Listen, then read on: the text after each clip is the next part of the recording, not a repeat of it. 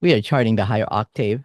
My guest today is Spanish-born, Scotland-based artist who I'm really have the pleasure to introduce today, Amaya Lopez-Carromero, also known as Maud the Moth. Mm. Welcome to the show, Amaya. Thank you so much. It's my pleasure to be here tonight. Well, first of all, I when I first saw the name of your solo project, Maud the Moth, I love the name Maud. I think about Alfred Lord Tennyson and Yeah. his poem Maud, which is it's such a beautiful poem. Everything about it, the symbolisms in that poem, and just everything about it is love and that crazy thing about love, you know. And I so when I wanted, and then when I heard your music and your video, I'm just like, oh wow, this woman, she's amazing. Yeah. I wanted to talk to you a little bit about your music. And I know you just released your fourth studio album. I think it was just released on February, what is it? February 21. It's called the Distaff. Yeah. Yeah.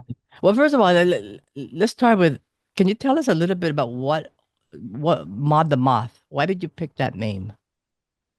So Moth the Moth has always been like my solo project, like I guess like my purest, most more personal thing that I've always done. I've had like a few bands and I like playing with other people and collaborating with friends and so on. But I've always had this thing that this music thing that I would just be making my own stuff in the way that it I it's not even that like that I wanted or I decided. It was more like kind of just not really thought through than that. It was just whatever came out, you know. I was something that I used to express myself in when I couldn't with words, or also just to cope with reality and like I don't know, just construct my sense of self in the world. Mm-hmm. So I've always written music since I was really, really young. For as long as I can remember. I think some of my first memories of writing music, I would have been like 5 or 6 years old. Of course, not very good. But yeah, I've always been fascinated by the capabilities of narrating with sound, and like I'd like to write stories and so on. And so I didn't really give it a name until I was a bit older. And I just had, when I was a child, I used to have like these like recurrent dreams. And I had Oh. very, very many different types of recurrent dreams. A lot of them are actually in my songs. There's mentions to them in my songs. But this one in particular was like I just kept having these memories of this dreams about this figure of this like moth that was like a kind of weird. It wasn't like a realistic insect. It was just kind of weird, and some of parts of the wings were made out of feathers. And Oh. it was like this really vivid dream. And I kept having it, and then one day I woke up and I opened a drawer and there was a really big moth as well in it. So it just kind of became a Wow. bit of a spiritual awakening thing. So for a really long time, I just had this bedroom project, right? Just kept growing and growing, and I named it Moth. I would like make little covers for like the tapes. I would just record the stuff on like the hi-fi system my dad had with like an incredibly crappy microphone. Um, and yeah, it just kept growing on and on and on. I started having bands, and this thing was always like Just in the privacy of my brain, you know, and my heart. It was, and it wasn't after my first more serious band broke up that I was like, okay, I'm just gonna actually just do this. And I didn't really want to keep the name Moth because it felt like it was just the one word, and it would have been like a million of yeah. other things called like that. So I kept hearing as well, like in literature, references to this name Maud. Um, Yeah. and it just phonetically, it was some kind of like sound stimming thing, you know, Maud and moth like sounds very similar. Yeah. But then I kept reading about like, well, I obviously I read the Tennyson poem as well, which is like we were talking about goth things Yeah, before yeah. we started the interview. Of course, I was like attracted to that thing like a pot of honey. Uh, and but also there's this Norwegian queen who funded a bunch of like science expeditions to like both the Arctic and the Antarctic, I think. And it also felt very apt because it was like this pursuit of something that doesn't instantly have a reward.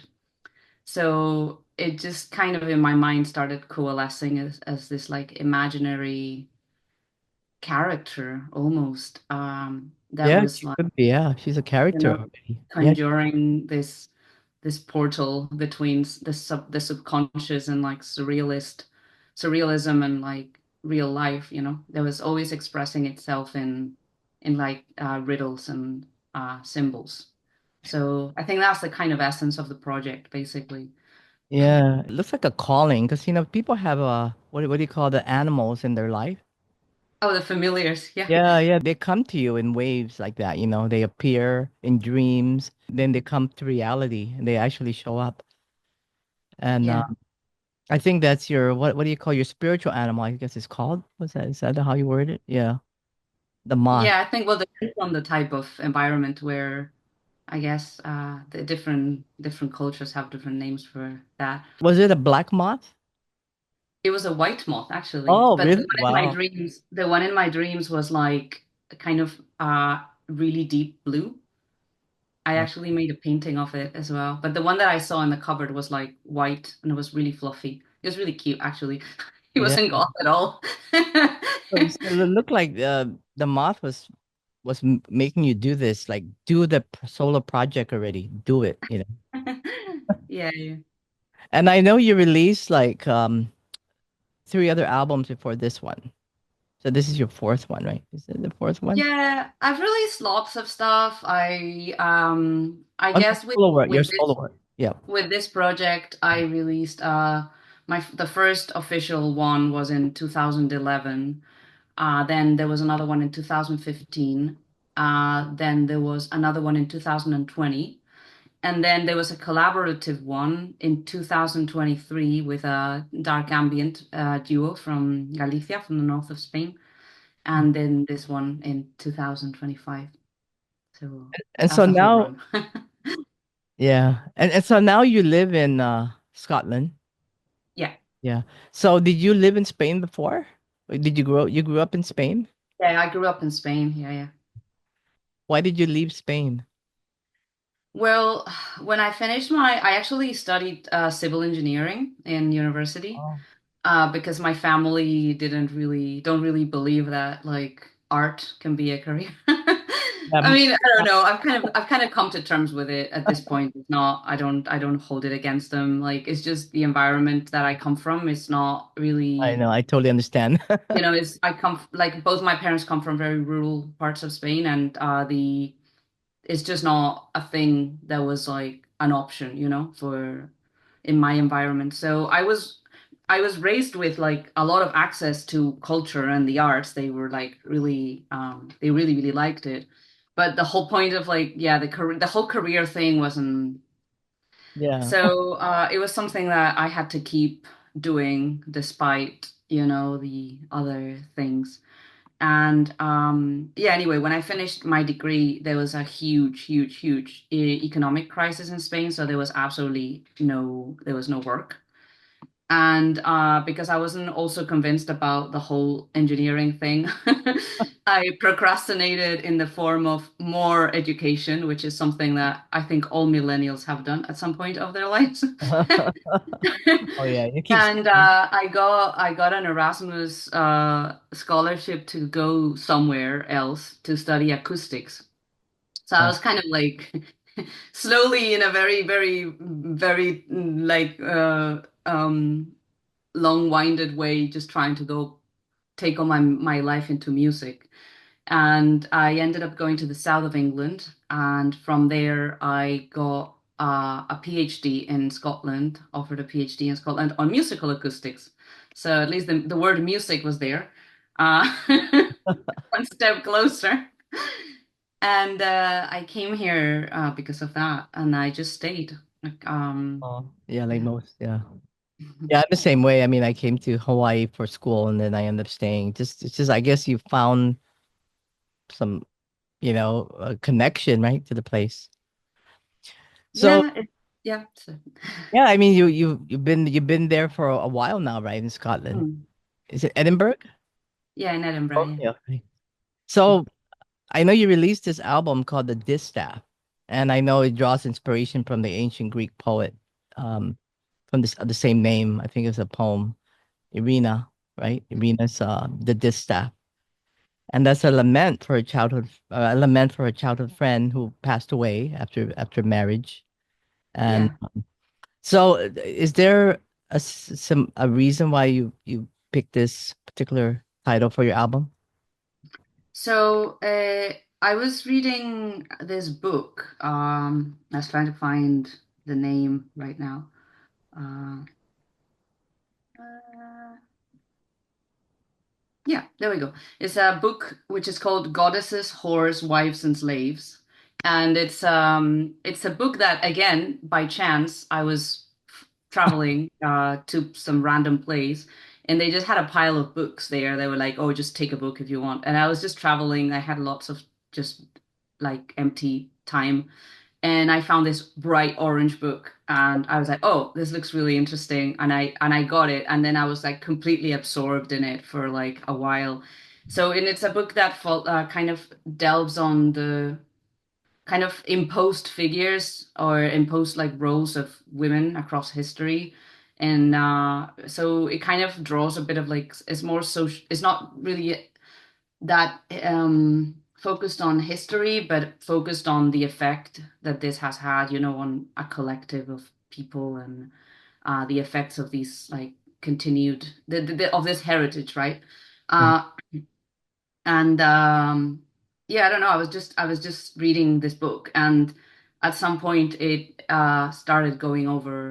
started mentioning this poem by Erinna and I had heard of Sappho and I had read like quite a lot of stuff. They are, well, I don't, there's a debate of whether they actually knew each other or not, or they were even from the same time period because it was so long ago that it's kind of the historical records aren't like all that great.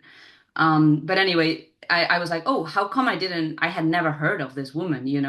And then I just started realizing that there's like such an huge underrepresentation in all of like our cultural figures and the cultural influences that you have and there's like such an huge underrepresentation of these voices that have had a very specific type of experience and many of these experiences just keep replicating themselves throughout through the centuries. So it just kind of gave answer to, I guess, a lot of stuff that had been like brewing in my in my brain and in my heart as well about things that I was struggling with or things that I was struggling to come to terms with of like things that had been handed down to me, by my family or society and so on. And this poem just kind of encapsulated quite a lot of these things that I found were really, really complex. And um, I was obsessed with it for a really long time to the point where there's a piece of that poem in my previous album, in Orphne. Mm-hmm. There's a spoken voice section in a song called The Abattoir. And that song, that spoken word section is a poem, is a fragment of Erinna, of the Distaff by Erinna. Um, and yeah, it stayed with me to the point where I felt that that was actually a whole nother album. Yeah, Um, I mean, I'm glad you explore that because for people who don't know, the distaff is it's a tool that's used by women when they spin fiber and making it into thread, right? And it's kind of like historically it's been symbolic of the roles that women are supposed to represent, being that virtuous. I don't know why it's called virtuous, but the virtuous woman role, yeah, like. just weaving and making thread. And because she becomes, she's patient, she's she becomes she's, I don't know why they make that a traditional role of women. I mean, so is there a connection to that? Would Yeah, you that definitely. theme? So it's basically about the expectations, that there are placed. Initially, I mean, that was the initial like focus, I guess, just because it is kind of my personal lived experience. Um, but to be honest, I feel like the lyrics are of the whole album, and the whole approach of the album is broad enough to incorporate other other lived experiences as well, or I'm hoping that other people would also feel Oh yeah. identified in that, because I feel like it is just in the fact that society decides to segment or assign, Yeah. uh, these Yeah. jobs I know, to that's so different evil, individuals without, yeah, it's a bit, it goes against, the act of like individuation and act of Right. exploration, or um it goes against, to me, it goes against humanity itself, because you're trying to breed these like cogs that are efficient, and you're in a way just exterminating the human experience, and the possibility of individuality and uniqueness, Right. in a way Especially, that goes against art as well, to me. right. Yeah, absolutely. Yeah. I'm so glad. I mean, we are all doing something that I guess it's not like you. You're such a very creative artist. You really break boundaries. Because of what you're doing. I mean, if people are listening, check out the music and the videos. The videos will speak a lot. I love the videos and the way that it's just artistically done so beautifully. Thank But you. your album, I know it deals with the themes of rootlessness, Yeah. right? And trauma. And I wanted you to explain that a little bit more in relation to the songs in the album. I know I was watching the videos. I really love Exuvie. Is that how I pronounce it? Exuvie. I know it's Latin. Um, It's anyone's guess. It's Latin, it's anyone's guess. no, it is the remains of the arthropod. The Yeah. thing that sheds off the stripping of the body. And interestingly, this video, did you create that video? Was it your cinematography and everything? It's amazing. Yeah. Yeah. Well, thank you. I love how I don't know if it's connected to the poem by Erinna, because I'm looking at maybe it's my interpretation of it, because I'm looking at there's some flowers in the video, in the beginning. There's flowers, and then you see it's such a beautiful, flowers are beautiful naturally, right? They're very Venusian, and it's like the early stages of flower when it's still fresh and beautiful. And then you see the lemon, and you see I think there was what was in there. There was food that's kind of, it's still fresh, and then through time it kind of gets moldy. The Mhm. flower starts wilting, and it's almost like it reminds me a little bit of life and the relationships, how we see there's just it's a background of white, and I don't know if it's a wedding or something. Like the beginning of a relationship, you see all the beautiful flowers. Maybe that's my interpretation, maybe it's not what it means, but just the beautiful flowers, and then everything starts wilting, and you see the progression of time, how it's like slow motion. I like how you did that, because my mind's flowing with idea, with okay, so it's about life, really. That's what life is. The flower, you see the beautiful flowers, and then they start. I mean, you should never. I mean, people put elevate the person you're with, saying, "Oh, they're the best, they're beautiful, and everything," but little do you know that everything is just slowly like deteriorating. Kind of like that's what I thought about when I was seeing that, the beauty of something so beautiful and then the decay of it. And a lot of people don't make, when people make videos, they always want to make the most beautiful videos or something like that. They don't really go to the rawness of life, which is really, that's what life is about. Like you have, you really trigger that. It's beautiful because something beautiful is raw, right? Yeah. I mean, I'm sorry, I went off on that one, but you can explain a little bit. Yeah, I'm glad you like that video. I actually made it during COVID because I had like a room that was I ended up being like completely alone in my flat for like months. Well, you drink. And I couldn't move anywhere else. So it was a pretty horrible experience. But I'd started creating some of the songs for this album, and that one in particular, I made very quickly. It just came to me like very, very quickly. I had this like sleepless night, and it was just kind of almost fully formed.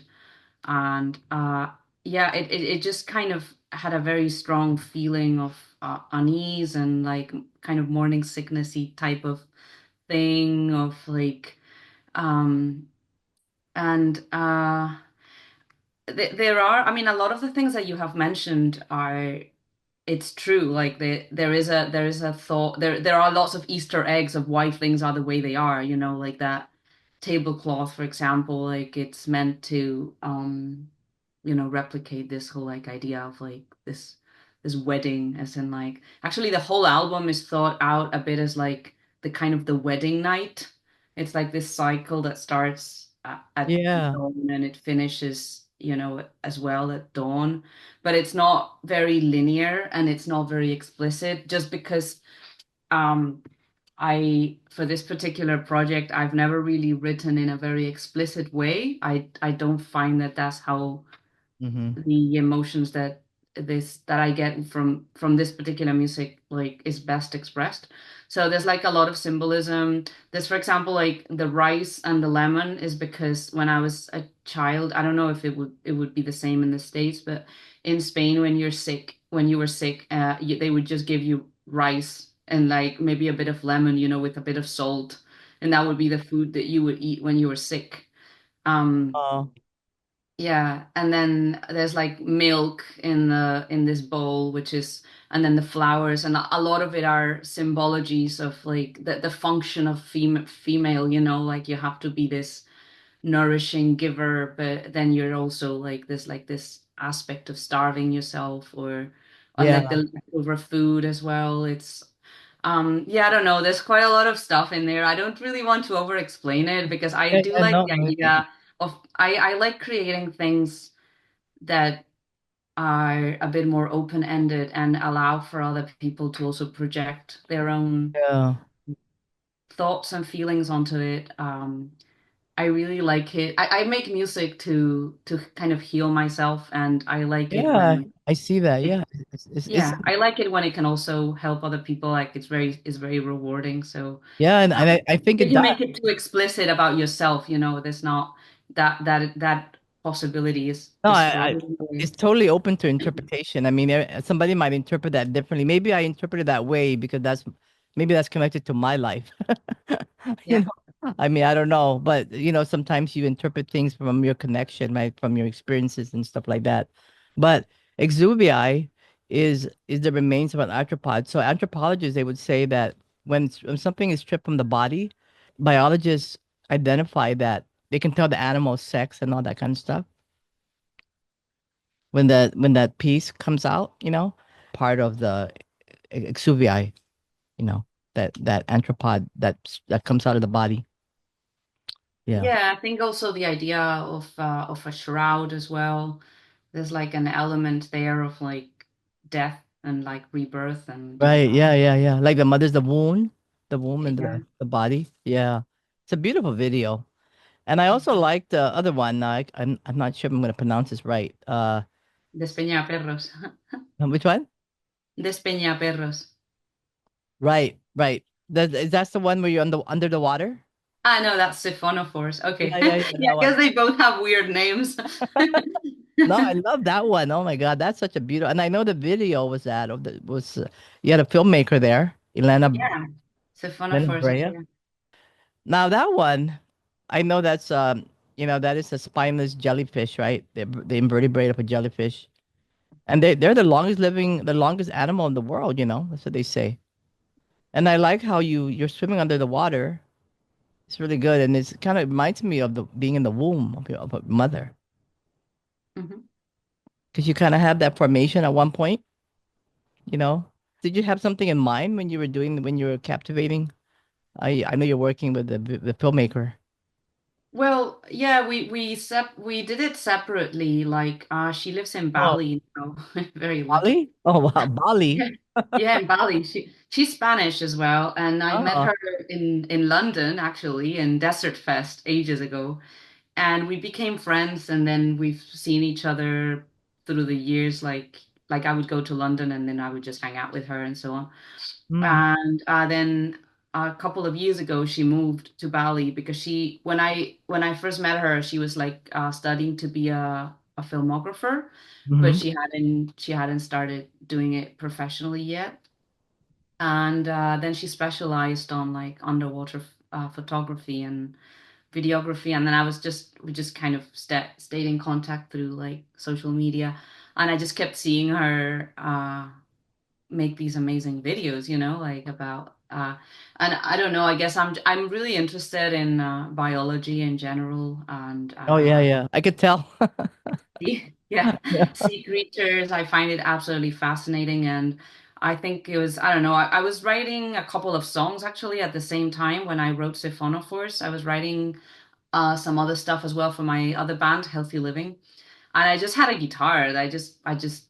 I go through phases where I'm like, oh, I have this instrument and I'll just play that instrument for like 6 months nonstop. I will just be obsessed with it and then I'll just move to something else. So I just had this guitar and I was writing songs on it, and I had this song and I watched a video about siphonophores, about the fact that they weren't an actual animal, but they're like a collective. So they're closer to like a hive of bees than they Yeah. are to, but then also the fact that because sea animals, like evolutionarily speaking, like have like millions of years of advantage Oh yeah, yeah. Especially compared this animal, compared this to like one. land animals. Yeah.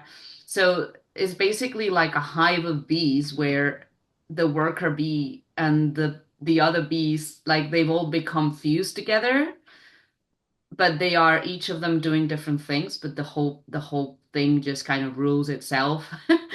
And I don't know, it was like a bit like a biological, like almost like a communist manifesto. But Yeah, they I mean, totally. it's not a political song at all, but like I found really beautiful the idea of this like cooperation, and like building Oh yeah. something larger than you.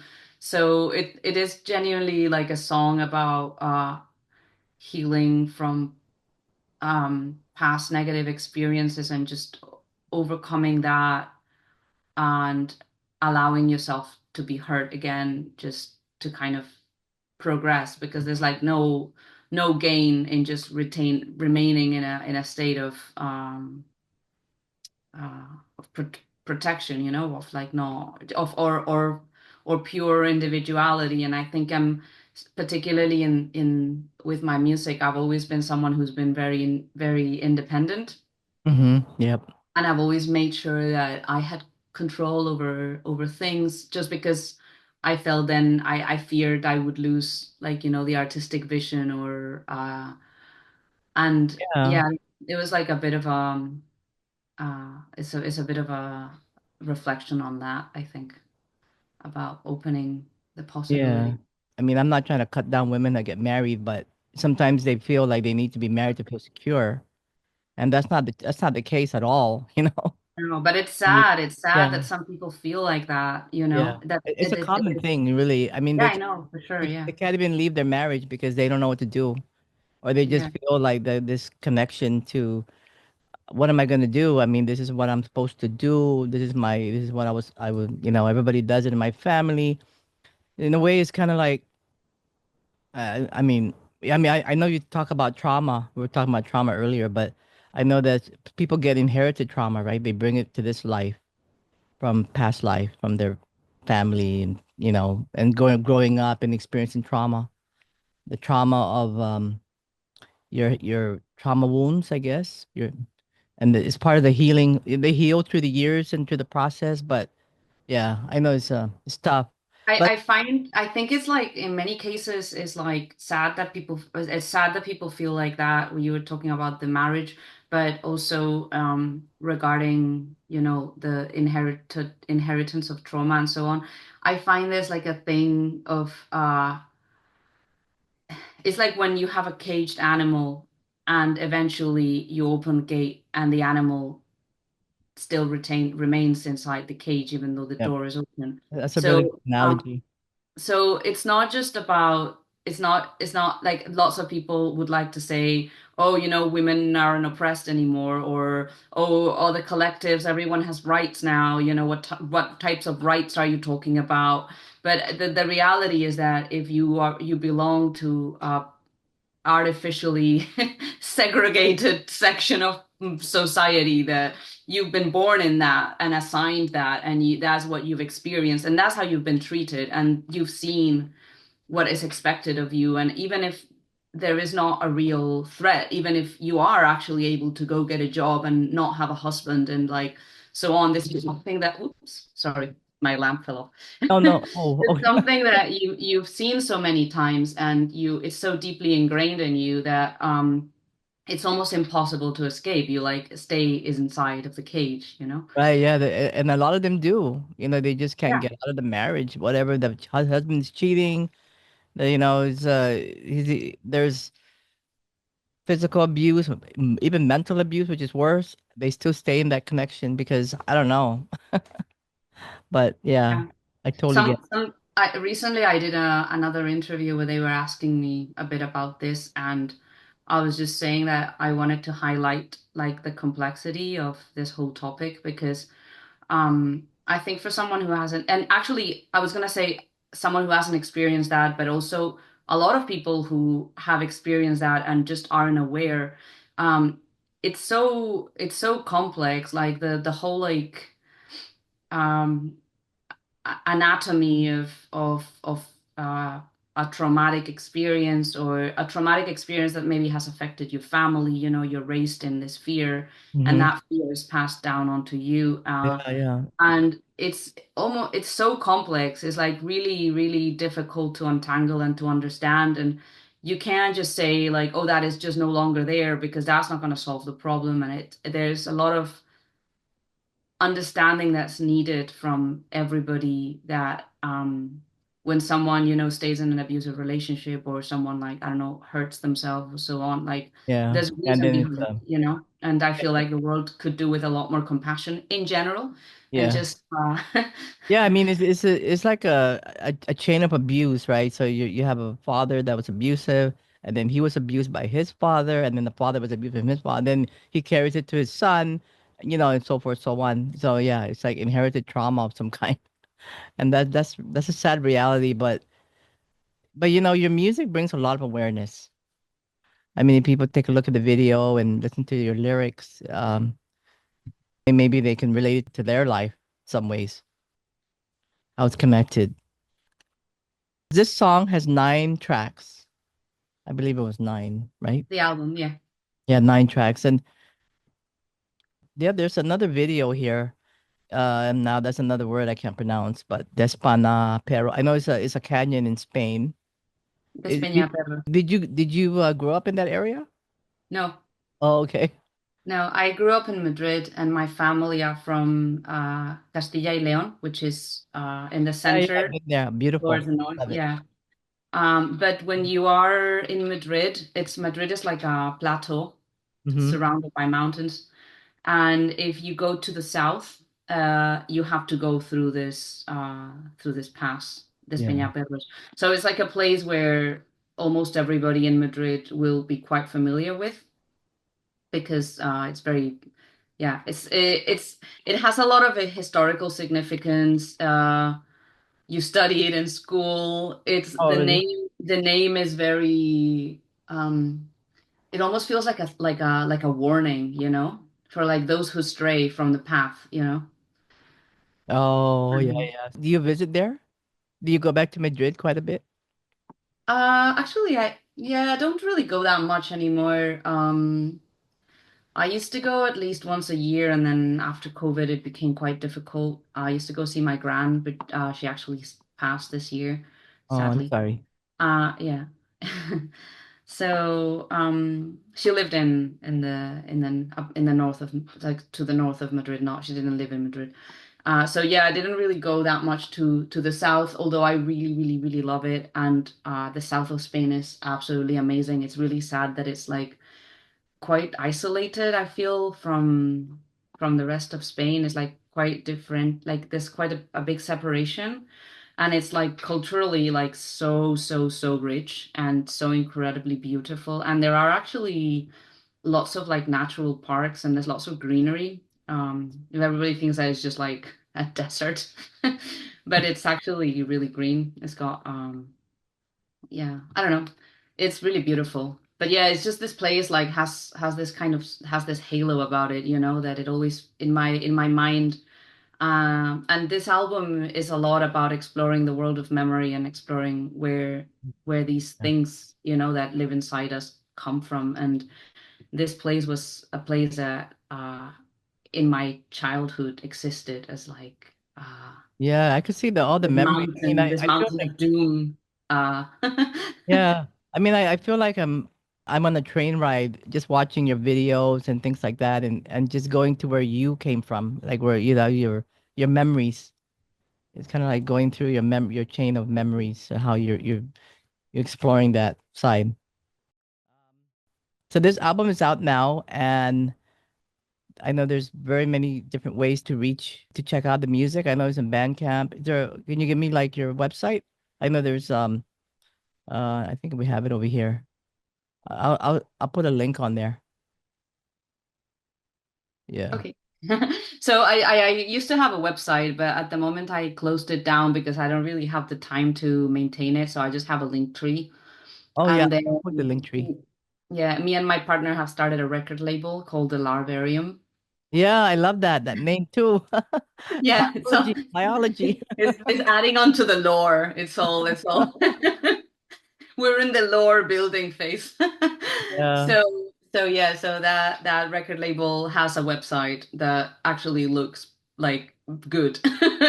And there's a tab there like dedicated to Maud the Moth, so that serves as a website at the moment.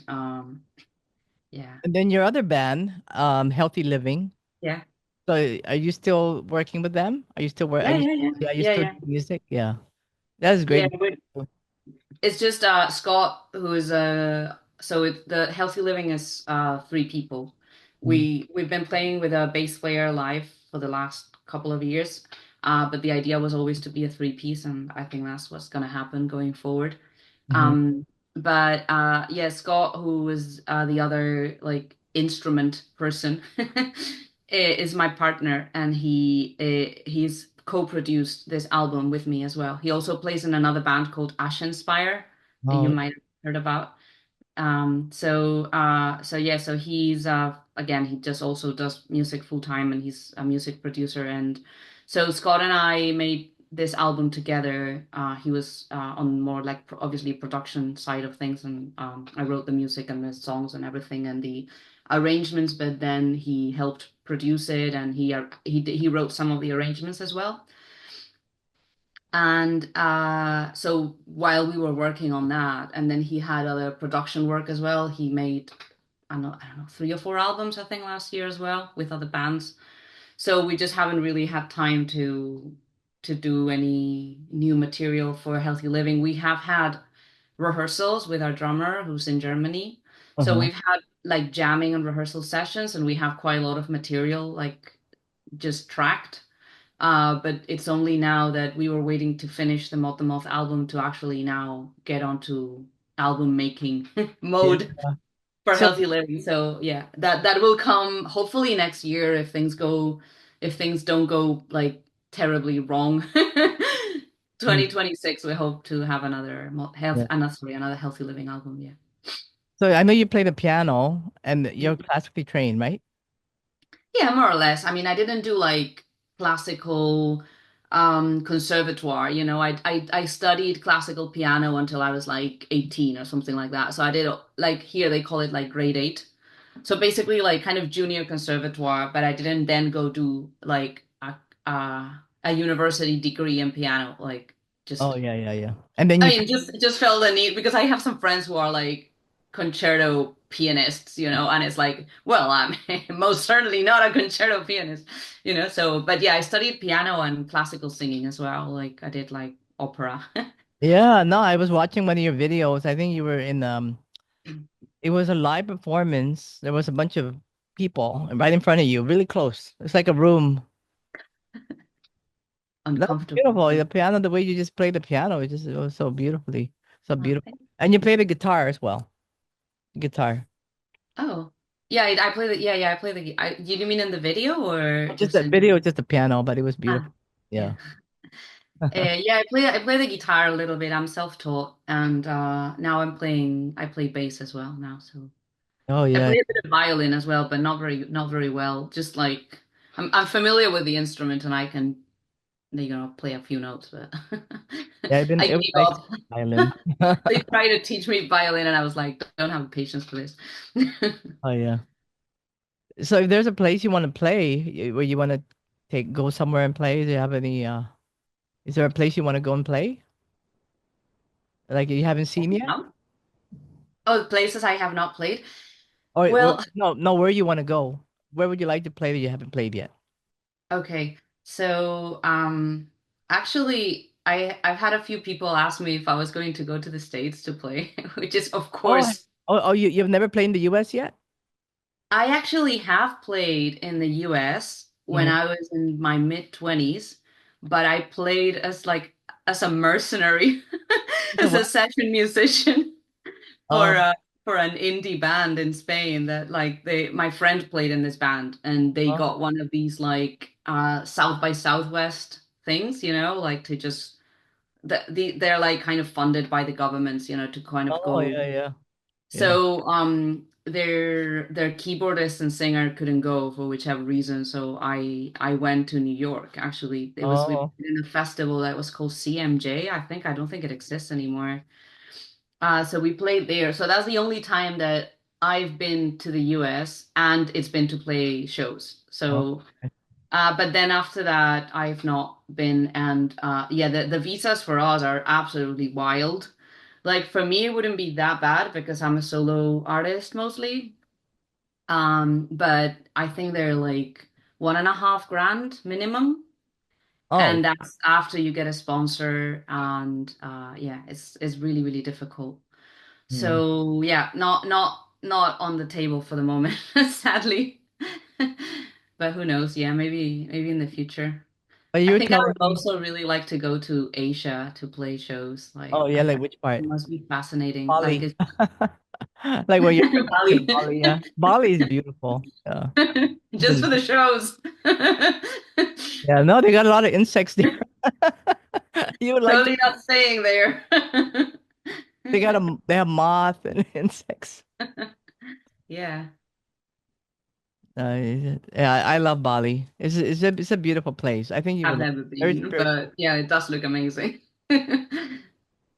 So do you have anything coming up for Mod the Moth? Like in terms of are you going to be making another album down the road? I don't know. You know, some musicians they write music and they put it aside and then they release it for the next time.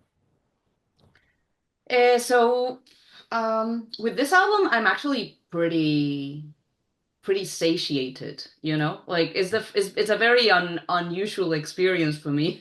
But I feel like really, really happy with this album, and I feel like it got us close to what I needed to do and say and Mm. express as much as it could have. Like obviously, any piece of art is always going to be like, I don't know, not the thing that, um it's a physical thing, so it can't compete with like an idea or an emotion, but Right, it right. got as close as it could have, anything could have got. So I don't really feel like all that like that strongly, like when I finished my other album, Orphne, like the one that I released in 2020, that one I already had stuff for the next one. Oh yeah, yeah. When I was like about to finish, like yeah. Um But for this one, the songs that I left out, which was quite a lot, I don't really see myself recording them. I feel like now I've moved on from that energy and Oh, that time period, and it doesn't really make sense to kind of hmm. I understand. give. But so I don't really know. I'm doing a session, a recording session, which I'm really excited about at the end of this month in London with Aidan Baker Oh, from Nadja. He plays his one half of Nadja, and he has lots. He's like an experimental guitar multi-instrumentalist. He's amazing. He's based in Berlin, so I'm really really excited about that. We're just gonna have just go to a studio in London and just potter around for the day and see see what we concoct. And then apart from that, I'm going on tour with Earth in May, okay. and so really Europe, excited. Huh? Europe, in Europe, a European tour. It's UK and Ireland, yeah. Okay. So yeah, they're touring in Europe now, I believe, or very soon. And Mhm. then they go to play Desert Fest in London, and then after that, I meet them in Leeds, and we do Okay. 6 shows together. Oh So wow. I'm really, really, really excited about that as well. Like, really love their music. So yeah, that's gonna be quite special. And then after that, yeah, we're playing Arctangent. We have a bunch of festivals with healthy living as well. Hmm. So I think it's just gonna be focusing a bit more on healthy living and we'll see. I don't know. Like the album's just come out and every day I'm like I wake up and I'm like surprised by something like, oh, someone made a review of the album or Oh yeah, no, it's a great album, and congratulations on the in oh, making this thank you. album, and big shout out to Zoneb. Zoneb, Yeah, yeah. I yeah. mean, one thing I did say that I didn't have any other Maud the Moth stuff, but it's kind of a lie. I did do actually have like a very, very big amount of guitar songs piled up that I was like, I wanted to make like an actual like singer-songwriter guitar album. It's just that every time I try to play the guitar, I'm like, oh man, I suck so much. So I either like end up making them into piano songs or No, you should release them anyway. I Yeah, mean, so we'll see. But yeah, I do. It's just a very completely, it's a very different energy and vibe than this album. I don't really like repeating myself. I find it really boring. So it has to be something very different. And this feels more like kind of just a collection of songs, like kind of love songs that, you know, um, I used I to have these demos when I was a child, like in tapes, and I would just record myself on these tapes. And last time when I went back to my parents' house, my mom had like thrown them all in the bin, and I was like, "You did what?" So I feel like in my mind, I feel like I have to recover some yeah. of this, and maybe I'll just make an album of like songs that should have existed but never did. They were lost in the tape. Yeah, Obviously not the maybe, same like, songs because I don't remember them, but like they're made in the same. yeah, it'll be like the unreleased material. Yeah. It's like it's very meta. It's like fake unreleased material. It's like hyper real, hyper realism. Yeah, I think that's a really good concept for an album. Yeah, yeah. Yeah, no, I'm looking forward to your next, your next work, your next release. This one's amazing, and I love the like I mentioned the video, and congratulations, and I hope I can see you live, perform live, because I heard your live performances are amazing, and I know you mentioned to me that there's a parts where you get a lot of goth people coming to your show. Which part Yeah, of that? Which area? in Madrid. Oh, Yeah, in Madrid. Oh, yeah. yeah, There's a big goth community there, right? yeah, yeah. I think it's because there's several outlets that are have been following my stuff for a while. I think goth people they like songs that have a lot of depth. Yeah, yeah, Besides being dark, it also has to have depth, like from the soul. yeah. I Uh, feel is the programmers don't really see it when a lot of the times, like I mean they're trying to run a business, right? And like festival curators and so on. So if they don't see the connection instantly, like most of them won't like dig too deep into whether an act is gonna fit, in a certain type of energy. They're just like genre, type of music, is it two guitars, bass, and distortion and drums? Yeah, we'll put it with all the other things that sound exactly like this. Like, I think this is why I really like this festival, Roadburn, in the Netherlands, because they are really like, I mean, a lot of festivals do that now, but they were truly the pioneers of like the, tangential heaviness. Yeah. And you get a lot of acts that are like, no, you're like, why is this person here? And then you go to the show and you're like, oh yeah, shit, like some of the heaviest music I've ever listened to was classical music, and Oh yeah. some of the most boring and like safe and cheesy music I've ever listened to was rock music and metal music. So Yeah.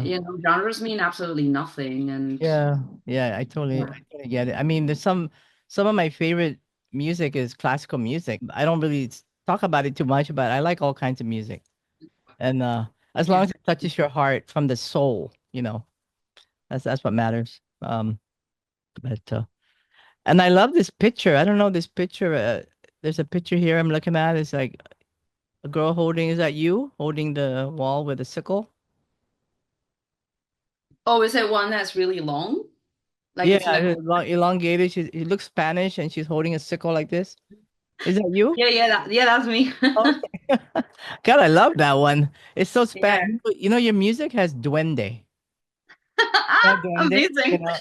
The Federico. Listen, you have to listen to a band that my friend is in. They're Uh-huh. actually playing Roadburn this year again. Yeah. He's got a doom band called Orthodox, and they are from Seville, from around that whole area. And this is a band with two cantadores de flamenco, and the rest of the stuff, which is basically experimental doom psych, and it's called Frente Abierto, and it's amazing. Oh yeah, yeah. Yeah, Amazing. duende. Like The just duende. absolutely mind-blowing. But there is actually quite a lot of fusion like that in Spain. Hmm. There's another project called Exquirla, which is a bit like that as well. Like duende, And it has a duende sound. Like yeah, but I yeah. think actually flamenco is so incredibly violent. Oh yeah, yeah. No, I And this love is, I think, what I'm very attracted to folk in general, folk music. Like my particular flavor of folk that I grew up with is Castilian folk, which is kind of similar to like Bulgarian music, I guess, like the tonalities and so on, and the goat herdey vocals, um, the types of instruments they have. But yeah, flamenco is like so violent, and it's yeah. like it fuses so well with these like experimental extreme metal stuff, is fascinating. So Um, yeah. the interesting about yeah, it's funny how you mentioned flamenco because that's duende. Duende is taking Yeah. the dancing from the sole of the feet and is going up to the artist, right? It Yeah. it it's that creative inspiration, and Federico Garcia Lorca, Yeah. the Federico Big Garcia Lorca. influence.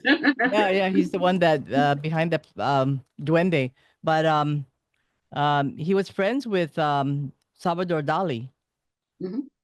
And they used to play that's why you said it's violent. They used to play this thing where somebody would pretend they're dead. No, I read about they would pretend they're dead, but they're not really dead. It's kind of like they would, it's so gloomy in some ways because it's so duende, but it's so beautiful. It's captivating that way. But yeah, I love the picture. It reminds me of a Spanish, like a flamenco dancer, but holding a sickle. It's great. Yeah. Well, thank you, Amaya. I mean, maybe you can come back on the show when, in the future when in your next album or something and talk a Yeah, little bit more definitely. about it.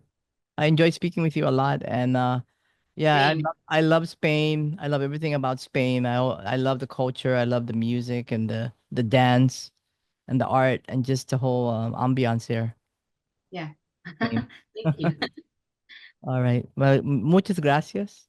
De nada. Gracias a ti. Yeah, have a nice evening. Okay, Well, thank you. Okay, probably it's the middle of the day for you. it's in the morning, but In the morning. Cool, okay. cool. Yeah. Yeah.